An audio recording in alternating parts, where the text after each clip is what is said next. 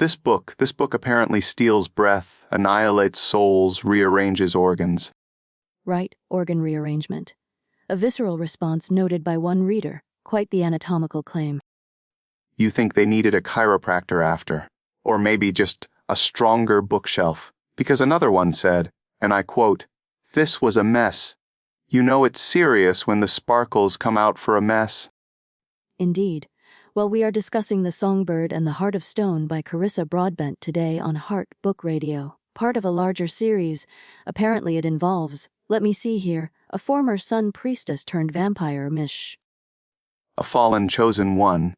According to one quote, she falls screaming, clawing for her old life with broken fingernails. Sounds less like falling, more like being aggressively shoved down a flight of existential stairs. An evocative image. She teams up, it seems, with a necromancer prince named Asar, scarred, exiled, the usual brooding type, some readers felt. Brooding. One reader said, and I'm paraphrasing slightly for politeness, that they had more chemistry with a doormat than these two. A doormat. Can a doormat play the piano? Because apparently Asar can. He played notes that sounded like her. What does that even sound like? A fire alarm mixed with a lullaby.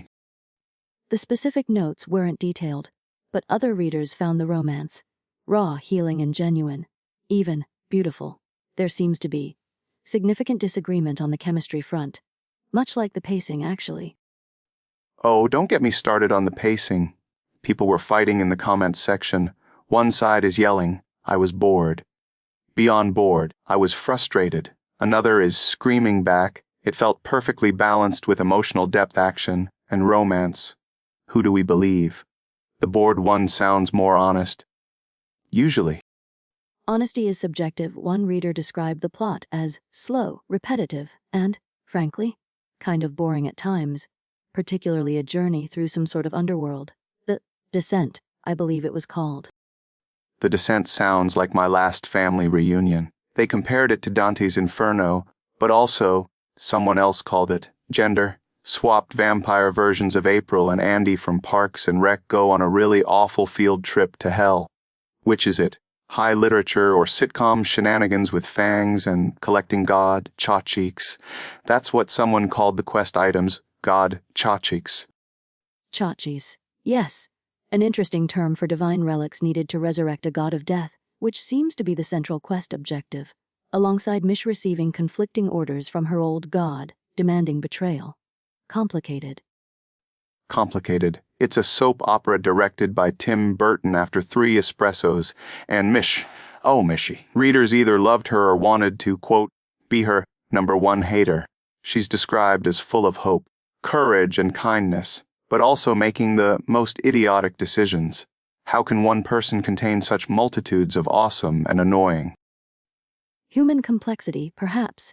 Readers did praise her resilience, her kindness despite suffering. Her backstory involving the sun god Atraxas was frequently mentioned as heavy. There were mentions of grooming, manipulation. Heavy. It's sensitive territory. Reviewers pointed out she was chosen as a child, married off young to this ancient god. One reader felt extremely uncomfy that Mische didn't seem to recognize it as grooming or assault, which, frankly, sounds terrifyingly realistic for someone deeply indoctrinated, doesn't it? A disturbing thought. The theme of religious trauma and manipulation was certainly prominent in reader feedback.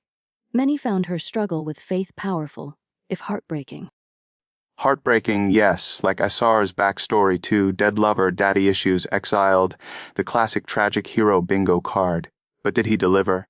Some called him a sweetheart, a perfect match, underdeveloped. Gave me absolutely nothing, except for a god-awful nickname. And, my personal favorite, compared unfavorably to paper towels. Paper towels?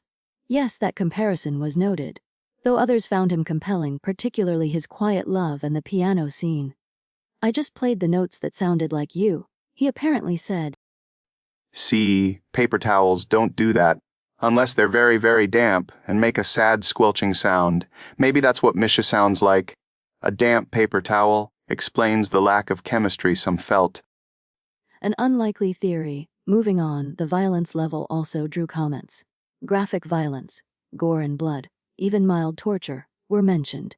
Trigger warnings were common. Oh yeah, brutal vampires, deadly trials, sounds like a Tuesday night out in some neighborhoods. Oh, was it good violence or just repetitive stabbing? Some found the action scenes repetitive. And the spice. Don't get me started on the spice, or lack thereof. The consensus seemed to be moderate. 2 out of 5 spice. Some smut near the end. A slow burn. Slow burn. Some people were practically hypothermic waiting for it. Though one scene did get a reaction. The blood-sucking scene had one reader, blushing and kicking my feet like, "Can I be a vampire?" Thirsty work, apparently, reading this book. Indeed, thirst seems a recurring theme, though perhaps not as much as the universal love for a side character named Luce. Luce, the skeleton dog, MVP, cutest, best girl. If anything happened to that dog, I swear readers adored her. Proof that even in a book described as a mess by some, a good doggo can save the day, or at least provide heartwarming loyalty amidst the chaos and god-chochic hunting. She was frequently cited as a highlight, yes, unlike some other side characters, Elias and Chandra, who were apparently less popular. Pointless, some said. Pointless side characters. In this economy, unforgivable, almost as unforgivable as that ending. People lost their minds. The reactions were intense. What the heck was that ending?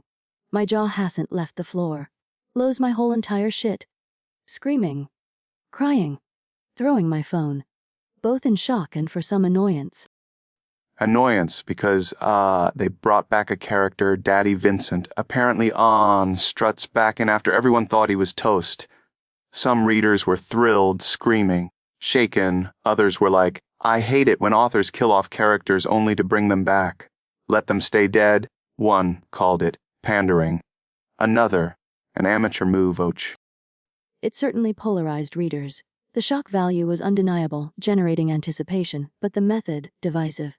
Much like the book itself, it seems.